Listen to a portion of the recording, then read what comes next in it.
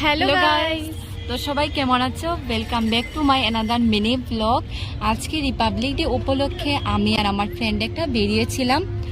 তো আজকে আমাদের বেরিয়ে অনেক বেশি ভালো লাগছে, কারণ আজ থেকে 2-3 বছর আগে আমরা এই জায়গাতে আসতাম।